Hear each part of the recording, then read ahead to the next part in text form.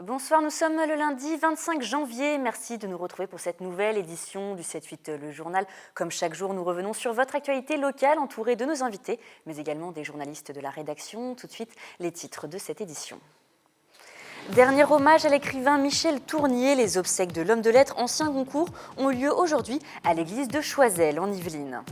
Hausse de la taxe foncière et investissements locaux, le budget primitif a été voté vendredi par le conseil départemental. Le point à suivre dans cette édition. Et enfin, il est versaillais, il a 26 ans, il est peut-être le futur gagnant de Top Chef. Rencontre avec Xavier Pincemin, sous-chef du restaurant Gordon Ramsay à Versailles et candidat dans l'émission culinaire la plus célèbre de France. Et retour sur la mort d'un grand écrivain, les obsèques de Michel Tournier, décédé lundi 18 janvier à l'âge de 91 ans, ont eu lieu cet après-midi à l'église de Choiseul dans les Yvelines. Le bâtiment est situé à côté du presbytère dans lequel il résidait. Une centaine de personnes étaient présentes pour lui rendre hommage aujourd'hui. Ses amis, sa famille, mais aussi les habitants de la commune et quelques personnalités littéraires comme Bernard Pivot étaient invités. Après la cérémonie, le cercueil a été enterré dans le cimetière situé derrière sa demeure sous un arbre qu'il avait lui-même choisi. Alain Seigneur, maire de Choiseul, nous a fait part de sa tristesse. Aujourd'hui, c'est la sépulture de Michel Tournier, donc le dernier hommage qu'on peut lui rendre avec sa famille de cœur, ses neveux et tous les habitants de Choiseul, puisque pour nous c'était quand même une figure depuis plus de 50 ans qu'il vivait à Choiseul.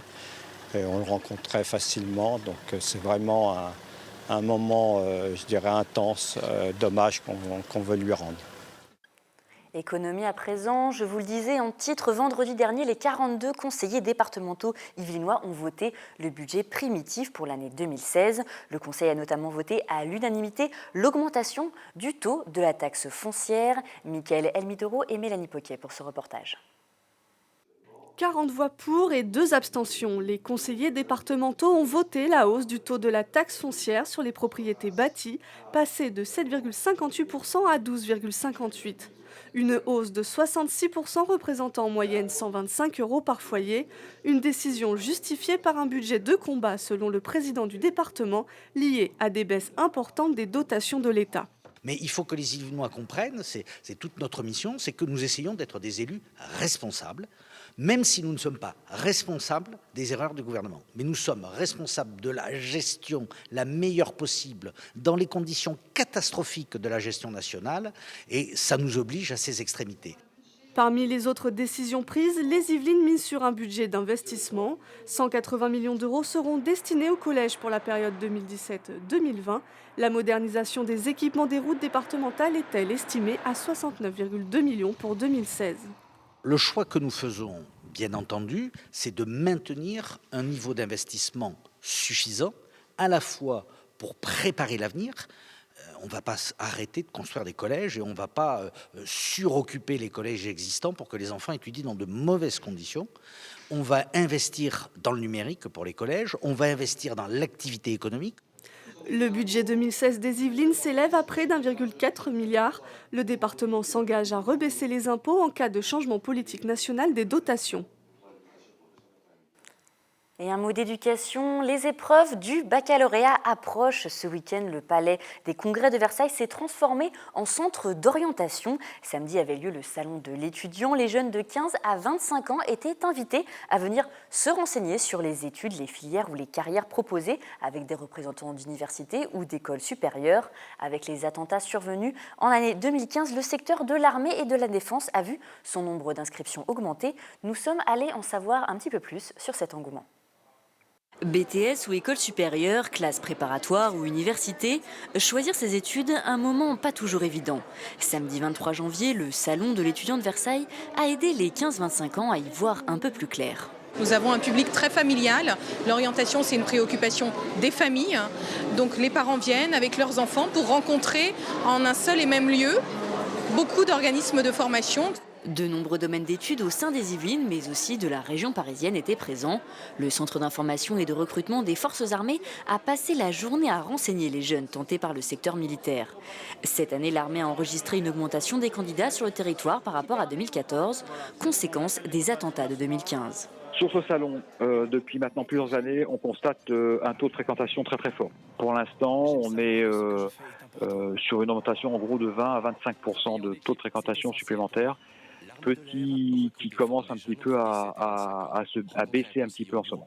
Sans diplôme ou bac+5, l'armée attire tous les profils. Goût de l'aventure ou envie de servir son pays, les motivations sont diverses. Je suis quelqu'un qui aime bien tous les métiers qui sont des métiers d'action et donc du coup je suis venu me renseigner sur les métiers de l'armée de l'air et aussi de la marine et de l'armée de terre. Juste pour regarder s'il y a des métiers pour le sport. Un engouement qui s'explique aussi par les nombreuses possibilités d'évolution et la diversité des contrats d'engagement qui s'échelonnent de 1 à 10 ans. L'armée de terre prévoit ainsi de recruter 15 000 personnes au cours de l'année 2016. Et nous accueillons ce soir en plateau Daniel Varlet, président de la Chambre des métiers et d'artisanat des Yvelines. Bonsoir à vous. Bonsoir. Merci d'avoir accepté notre invitation. Dans l'actualité récente, il y a eu beaucoup d'annonces concernant l'économie. François Hollande a notamment annoncé un plan d'urgence pour l'emploi. Parmi ces annonces, une prime d'embauche immédiate de 2 000 € par an pour les PME. Est-ce que cela va changer quelque chose pour le secteur de l'artisanat ? Écoutez, toutes les annonces sont bonnes à prendre, mais il y a annonce et puis après accessibilité à l'annonce. Bien sûr, d'embaucher et d'avoir des aides pour embaucher, c'est bien, mais il faudrait que les secteurs et toute activité et tout secteur confondu aient du travail, parce qu'il ne suffit pas d'embaucher du monde, mais si on n'a pas de travail à leur donner, et c'est notre souci premier sur l'ensemble de l'économie de la France, non pas du département, il nous faut d'abord du travail et après on pourra embaucher. Parce que donc cette annonce, notamment pour les PME, ça concerne dès aujourd'hui et pour une durée de 2 ans, toute entreprise de moins de 250 salariés qui embauche en CDI ou en CDD de plus de 6 mois avec un salaire allant jusqu'à 1,3 fois le SMIC. Du coup, c'est pour les petites entreprises auxquelles ça s'adresse, les petites et les moyennes entreprises, c'est quand même le secteur d'artisanat qui est concerné ? Le secteur de l'artisanat est forcément concerné. Maintenant, que représente 2 000 € pour un salaire, même s'il est au SMIC, 2 000 € sur une année, ça doit représenter même pas 10% du salaire à engager par l'entreprise et surtout sur certaines conditions. Donc, je pense que ceux qui pourront en profiter, tant mieux pour eux, mais ça ne va pas avoir un effet dissuasif pour nos artisans. Il y a notamment la loi Noé, donc nouvelle opportunité économique qui effraie les artisans du bâtiment. Est-ce que vous comprenez leurs craintes ? Forcément, notamment, ils vous ont parlé parce que le projet de texte prévoit de revoir les requalifications nécessaires pour exercer certains métiers. C'est notamment ça l'objet de leurs craintes. Ils ont tout à fait raison. Nous avons un ensemble de qualifications qui assurent la sécurité auprès de nos clients. Ces sécurités, cet apprentissage qu'on met en amont, ces technicités, on va les bafouer en mettant par le fait que des gens vont avoir la possibilité de faire des travaux. Qu'est-ce qu'il en sera derrière de la sécurité et vis-à-vis après ce qui va entraîner des malfaçons, quelle sécurité, quelle garantie vont avoir les consommateurs? Il nous faut des bases et on a travaillé dessus, il nous faut une législation avec une réglementation et la déréglementation afin d'ouvrir un champ commercial est totalement bafouée du travail qu'on a pu faire en amont. Il est question également de l'assouplissement du temps de travail. Ça, c'est aussi une mesure qui était quand même attendue, notamment par les petites et moyennes entreprises. L'assouplissement du temps de travail, mais pour l'instant, on n'a pas vu de quoi elle était faite. Donc, on ne peut pas répondre sur ce sujet. Vous êtes vraiment un peu négatif par rapport justement à ces annonces. Vous n'attendez pas grand-chose finalement ? Non, ce sont des annonces, mais qui ne sont pas adaptées à la réalité du terrain. Pour l'instant, il nous faut des entreprises compétitives. Et pour qu'elles soient compétitives, il faut baisser l'ensemble des charges. On a eu quelques entreprises ont bénéficié du CICE, par exemple, qui sera, je l'espère, reconduit. C'était la première année 3% sur la masse salariale. C'était la deuxième année 4%. Cependant, ça ne s'adressait qu'aux gens qui avaient des salariés. Donc encore un certain nombre d'entreprises, dont nous, artisans, quand on sait qu'un artisan, c'est une moyenne de 2 employés maximum, vous voyez que ça compte vraiment très peu de gens de notre secteur. Pour 2016, vous attendez autre chose du gouvernement, par exemple l'augmentation des contrats de professionnalisation, ça aussi il en est question. Ça fait partie des choses que vous attendez ? Il nous faut du travail. Bien sûr qu'on pourra embaucher du monde, on pourra s'engager à partager le travail à partir du moment que l'on a le travail. Pour l'instant, nous sommes sinistrés, nous n'avons pas suffisamment de travail. Donc un artisan ne va pas embaucher s'il n'a pas en face matière à donner, œuvre à donner à son employé. Quels sont les enjeux pour la Chambre des métiers et d'artisanat pour l'année 2016? Si vous attendez forcément d'avoir du travail, mais il y a aussi d'autres spécificités dans les Yvelines? 2016, c'est une année charnière pour les chambres de métiers en général, puisque nous avons été sous le couvert aussi de la régionalisation pour mutualiser nos fonctions support. Donc ça nous prend du temps, de l'énergie, ça crée un climat de suspicion vis-à-vis de nos agents, puisqu'il n'y a pas trop de visibilité. Une fois, vous savez que quand on fait de la régionalisation, ça veut dire faire des économies. Donc ça nous verse dans un climat suspicieux vis-à-vis de nos agents. Et même nous, malgré que l'on soit très vigilant, on a du mal à avancer en bonne voie. Mais néanmoins, on avance. Vous n'avez pas été déjà impacté justement par le changement de la régionalisation? Ah si, on a bien sûr été déjà impacté et même écrété comme nos amis de la Chambre de commerce dans les fonctionnements de Chambre de métier. C'est un gros manque pour vous? Oui, puisque en termes de chiffres. Si vous voulez, le souci pour le fonctionnement des chambres de métier maintenant, c'est qu'on nous écrète les subsides qui restent au-dessus de 4 mois et demi de fonctionnement. C'est-à-dire qu'on nous laisse uniquement de quoi fonctionner avec 4 mois d'avance, point. Il n'y a aucun prévisionnel d'investissement possible. Et en sachant que nous avons sur le 78 spécifiquement notre problème de CFA dont les projets sont remaniés à chaque coup, mais je n'ai pas pour l'instant de projet concret et là-dessus il va vraiment falloir qu'on travaille dessus puisque 2016 la loi de l'accessibilité va s'imposer aussi chez nous et pour l'instant je n'ai aucune réponse pour nos 900 apprentis du CFA. Vous parliez de CFA, justement la formation d'apprentissage, ça reste quand même le cheval de bataille? L'apprentissage, il faut savoir que 70% de nos artisans sont issus de l'apprentissage. On met en avant l'apprentissage pour le moment, c'est la voie royale. C'est la voie royale si on lui donne les possibilités. Nous formons, nous, Chambre de métier, 30% des apprentis au niveau national. Sur l'Île-de-France, on forme 10 000 apprentis. Par contre, on n'en a pas les moyens de les former. Donc, on prend de l'argent des artisans pour financer nos CFA. En pleine régionalisation et en pleine taxe d'apprentissage, cet impôt qui a été pour les niveaux 4 et les niveaux 3, maintenant sert pour l'ensemble de filières, y compris les filières niveau 2, niveau 1. Donc tout le monde puise dans cette taxe et nous, cette taxe qui était destinée donc à nos niveaux, nous ne touchons plus cette taxe au niveau nécessaire pour faire de la bonne formation. Donc, c'est un premier problème. Deuxième problème, il faut savoir que chaque année, nous perdons 10% d'apprentis. Pourquoi qu'on perd 10%? Puisque c'est dommage, mais il nous faut une catégorie de jeunes qui aient envie de venir dans nos métiers. Notamment, nous avons les portes ouvertes qui se font à rue du Général Mangin le 6 février. Et que les jeunes viennent se voir éventuellement s'ils sont intéressés par nos métiers. Et nous formerons comme ça nos successeurs et nos partenaires pour les années à venir. Vous donnez également envie de se tourner vers l'artisanat par le biais de concours que vous organisez. Il y a plusieurs concours qui sont reconduits encore cette année. Je pense notamment à Artisan 2020 et aussi à l'édition Star et Métiers. Vous pouvez nous en dire un petit peu plus ? Eh bien, l'ensemble de ces concours, c'est pour valoriser, pour mettre en avant dans certaines fonctions nos artisans, puisque l'artisanat, c'est une dynamique au quotidien et il faut qu'on ait, je dirais, des artisans moteurs pour montrer le dynamisme néanmoins dans divers métiers. Et c'est pour ça que ces concours sont à l'appui pour pouvoir mettre en avant nos artisans. Alors le concours Artisan 2020, c'est jusqu'au 1er avril, jusqu'en avril, c'est ça? Oui, absolument. Comment il faut faire pour s'inscrire si on veut participer? Allez sur le site de la Chambre des métiers, en étant artisan bien sûr, vous allez sur le site de la Chambre des métiers, vous aurez tout l'argumentaire pour proposer et pour mettre en avant votre maison. Il y a déjà eu plusieurs meilleurs ouvriers de France, plusieurs artisans yvelinois distingués en 2015. Je pense notamment à Ludovic Bizot qui était fromager ou encore Stéphane Miliasso qui était meilleur ouvrier de France pour la prothésiste dentaire. Vous attendez également des prix comme ça cette année? Alors, déjà les meilleurs ouvriers de France, c'est tous les 4 ans. C'est vrai que cette année, nous avons eu sur le département 8 récipiendaires. Sur les 8 récipiendaires, nous avons 4 jeunes qui étaient issus de notre centre de formation de Versailles. Ils ont commencé comme apprentis avec un CAP, que ce soit le prothésiste, que ce soit l'esthéticienne.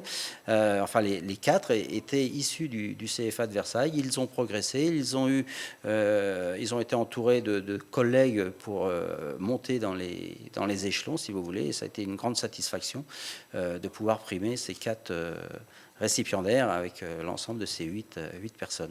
Merci beaucoup à Daniel Varlet d'être venu en plateau et d'avoir répondu à nos questions. Je vous le rappelle, si vous voulez plus d'informations sur les différents concours Artisans 2020 et aussi la 10e édition de Stars et Métiers, vous pouvez retrouver toutes les informations sur le site internet www.cm-yveline.fr. Le bandeau s'affiche en bas de votre écran. Merci à vous. Et l'Estaca fête ses 90 ans cette année. Si l'école située à 50 ans en Yvelines vient d'ouvrir ses portes en septembre 2015, ce n'est qu'un déménagement, car l'Estaca, qui a également des locaux à Laval, a été fondée en 1925 par René Bardin. Un anniversaire fêté vendredi dernier autour des thèmes chers à l'établissement, comme l'innovation et la mobilité. Regardez. 90 ans après sa création, l'objectif reste le même pour l'Estaca. Former des étudiants passionnés par les transports. La nouveauté, c'est leur donner le goût d'entreprendre. Et ce n'est pas Nicolas Guy qui dira le contraire. Cet ancien élève a fondé sa start-up Soyuz, une agence de conseil. Aujourd'hui, il vient partager son expérience. L'Estaca, ça a été ma première école. Je suis aujourd'hui assez content que l'école, lors de son implantation à Saint-Quentin-en-Yvelines, puisse justement aujourd'hui ouvrir une filière dédiée à l'entrepreneuriat, puisque ça va permettre justement de pouvoir susciter l'envie aux jeunes de l'école. Une nouvelle filière créée pour l'anniversaire de l'école et épaulée par des professionnels du secteur privé. On est intéressé par les croisements entre différentes cultures, différentes écoles à l'échelle du plateau de Saclay. C'est une école ouverte sur son écosystème, sur ses partenaires. Collaborer avec des acteurs du monde de l'entreprise et s'ancrer dans le nouveau paysage local yvelinois font partie des ambitions de l'établissement. Un des projets phares sur lesquels nous travaillons aujourd'hui avec l'Institut VDECOM tourne à la mise en place d'un véhicule autonome. L'école a vu son taux d'inscription augmenter de 25% pour l'année en cours. L'Estaca, qui compte aujourd'hui 1800 étudiants, espère en accueillir 2000 à la prochaine rentrée. Et comme à chaque lundi, c'est l'heure de notre rendez-vous culture. Nous accueillons Sephora Namani. Bonsoir Sephora. Aujourd'hui, vous allez nous parler musique. Oui, tout à fait, parce que se déroulait samedi soir dernier à la salle Paul Gauguin de Montigny-le-Bretonneux la 3e édition du tremplin The Choice. Alors je rappelle que tous les groupes yvelinois pouvaient déposer en fait leur maquette en début d'année. Et donc une sélection a été faite. Cette sélection était organisée par la ville de Montigny-le-Bretonneux et l'Interassos de l'Université de Saint-Quentin en Yvelines.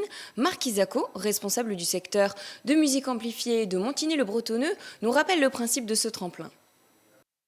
L'idée, c'est de mettre en compétition, entre guillemets, des groupes des Yvelines. Donc il y a eu une présélection qui a été faite et il y a donc 4 groupes qui ont été retenus. Et le groupe qui sera sélectionné par le public et par le jury, puisqu'il y a deux modes de vote, fera la première partie d'un groupe professionnel qui sera programmé à la salle Jacques Brel dans la prochaine saison. Alors le tremplin a donc eu lieu samedi à la salle Paul Gauguin de Montigny-le-Bretonneux. Quels étaient un petit peu les critères de sélection ? Alors nécessairement, il fallait une émotion dans la musique, un contact avec le public, de l'énergie bien sûr, une originalité dans les textes. 4 groupes étaient en lice ce soir-là. Nous sommes allés demander à certains d'entre eux quel était leur atout pour réussir. Parmi eux, le groupe Pentatomique, spécialiste du rock français. Pour nous, l'efficacité, tout à fait, c'est d'avoir une chanson où le refrain, on va se coucher le soir et puis on va l'avoir encore dans la tête. Et avec des textes en français, ça, je veux dire, c'est une de nos priorités, en fait, pour la composition.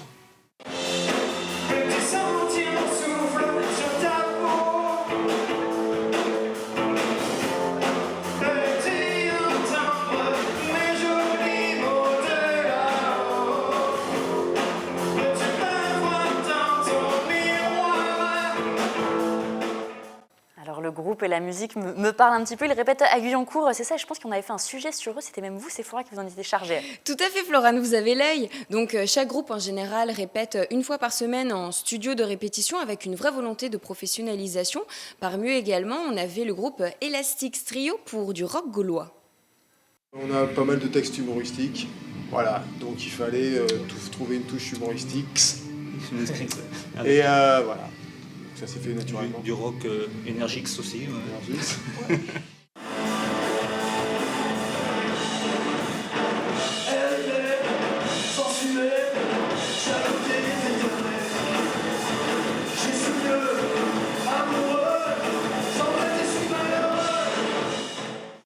Et enfin, il y avait également le groupe Zéphyr avec des textes profonds et une écriture aboutie. On recherche l'unité musicale, entre nous, créer une musique, la musique de Zéphyr, et en même temps l'unité on la cherche aussi dans le visuel, parce que c'est pas uniquement la musique. Aujourd'hui en musique on a besoin de visuel, c'est très très important. Et donc on essaye d'être un peu, de penser un peu sur tous les plans. Voilà.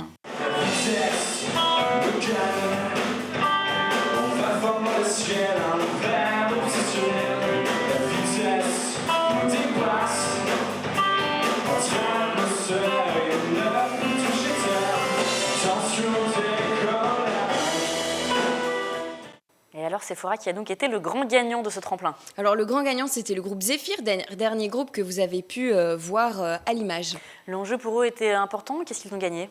Oui, l'enjeu est pour eux parce qu'à la clé bien sûr le plaisir de monter sur scène, gagner de la visibilité et pourquoi pas même une certaine forme de notoriété. Faire la première partie, ça c'était vraiment la récompense d'un groupe connu lors de la prochaine saison artistique de Montigny-le-Bretonneux, première partie à la salle Jacques Brel. Et également ils pourront effectuer différentes résidences artistiques. Étaient d'ailleurs invités les finalistes sur scène, en première partie les guests de cette édition, le groupe Red Bowling Ball, et nous sommes allés leur demander justement tout le chemin parcouru depuis leur dernière finale. Déjà on a un bassiste, parce qu'avant on n'avait pas de bassiste, et surtout au niveau musical on a vachement évolué, on est plus propre, on a des choses plus abouties, on a été moins dans la précipitation pour créer nos morceaux, donc on a vraiment eu cette passe d'évolution, ça nous a aidé pour les concerts, etc. Donc c'est vraiment beaucoup, une belle évolution je pense. On a travaillé tout ce qui est base rythmique, donc travailler au tempo, beaucoup plus rapide, beaucoup plus lent. Ensuite on a fait des cours de guitare, enfin il y a eu un prof de guitare qui est venu, il nous a donné des conseils d'arrangement. Et un prof de chant qui est venu, surtout pour John, pour travailler la voix. Et puis après, on a joué, et on a surtout travaillé le jeu de scène.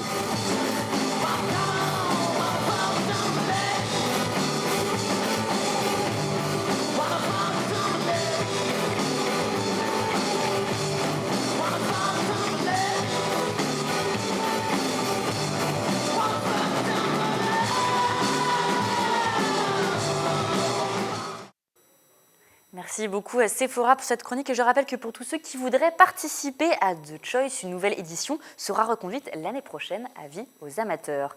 Et nous continuons maintenant sur la culture, le festival Odyssée en Yvelines, une biennale de création théâtrale à destination de la jeunesse. 6 pièces sont proposées aux enfants et aux adolescents jusqu'au 2 avril à travers le département, soit un peu plus de 200 représentations pour cette 10e édition. Des représentations aussi bien dans les salles de spectacle que dans les médiathèques ou les établissements scolaires. Ainsi, ce samedi, la ferme de Bel-et-Bas à Guyancourt proposait de la poésie mystique persane du XIIe siècle, le cantique des oiseaux, une quête initiatique pour ces volatiques fatigués de la confusion régnant dans le monde et partant à la recherche d'un être majestueux. Regardez un extrait. Je suis celui qui voit le désordre du monde, mais qui au même instant contemple sa beauté, son mystère, sa magie. Qui suis-je? Le poète en sa caverne, isolé. Je sais dessiner les paysages intérieurs avec des fils invisibles. J'aime écouter le silence. Le bruissement des feuilles et la mélodie des étoiles suffisent à remplir mon cœur de joie. D'abord, le jeune public, c'est le public de demain. Voilà. Alors nous qui pensons que le théâtre joue comme la culture un rôle essentiel dans la construction, même dans la construction des citoyens, évidemment, s'adresser à l'enfance, à la jeunesse, ça nous semble tout à fait essentiel. Et ce soir, c'est la reprise sur M6 de Top Chef, l'émission culinaire réunit un jury de 4 grands chefs étoilés. Exigence et rigueur sont au programme pour les 16 candidats sélectionnés de cette 7e édition. Parmi eux, Xavier Pincemin, versaillais et sous-chef du restaurant Gordon Ramsay, le restaurant 2 étoiles du Trianon Palace. Sephora Namani et Mélanie Poquet ont rencontré celui qui sera peut-être le futur gagnant de l'émission. Regardez. Attends, t'es prêt avec les légumes là? Ok. Xavier Pincemin, 26 ans, d'origine versaillaise, est le sous-chef des cuisines du Gordon Ramsay, le restaurant 2 étoiles du Trianon Palace Hotel, dans lequel il travaille depuis 5 ans. La cuisine, une passion héritée de sa mère, son mentor, son chef actuel, l'étoilé Simone Zanoni. J'ai rencontré Simone Zanoni la première fois en arrivant au Trianon Palace. Tout de suite, je me suis rendu compte que c'était quelqu'un de très exigeant. Je pense qu'il aime bien transmettre son métier aux jeunes et pour nous faire monter le plus vite possible. Et puis en plus, j'ai découvert un nouveau style de cuisine. Enfin, c'était vraiment pour moi une cuisine. C'est la première fois que j'allais dans un gastro. Et là, je voyais des assiettes. Pour moi, c'était magnifique. Je me suis dit, ok, c'est ça que je veux faire. La cuisine gastronomique nécessite exigence et rigueur.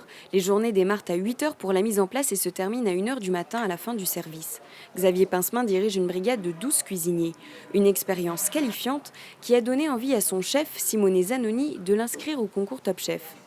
Quand j'ai appris qu'il m'avait inscrit, ça m'a touché. Je me suis dit, il a confiance en moi. Et ça m'a fait plaisir. Je me dis, bon, j'ai pas fait 7 ans de travail avec ce chef-là pour rien. C'est que voilà, il a quand même une certaine reconnaissance. Parce que c'est vrai que Simone, c'est pas un chef qui va t'applaudir, qui va te dire ouais bravo, super ce que tu as fait et tout. En combien de temps c'est prêt la sauce Ufuk? 2 minutes, ok. Top Chef est pour Xavier Pincemin l'un des meilleurs concours culinaires médiatisés, une façon de partager sa passion avec ses proches et de montrer de quoi il est capable. 1 mois et demi de tournage viennent de se terminer, bilan de l'expérience très positif. C'était très prenant, on a eu beaucoup d'émotions et c'est vrai que c'était assez difficile. On se remet des fois en question. Moi, par exemple, sur les desserts, c'est vrai que je ne suis pas un pâtissier. C'est vrai qu'il faudrait que je mette plus le nez en pâtisserie. Mais ça, je l'ai compris, ça c'est grâce à Top Chef. La diffusion de Top Chef démarre lundi 25 janvier sur M6. Seule la finale reste encore à tourner. La participation de Xavier Pincemin reste un secret. Suspense oblige. Rendez-vous lundi 25 janvier sur M6. Et c'est à présent la fin de cette édition. Je vous remercie de nous avoir suivis. Tout de suite, vous avez rendez-vous avec Mickaël Almidero pour le 7-8 Sport. Quant à moi, je vous retrouve demain. Je vous souhaite une très bonne soirée.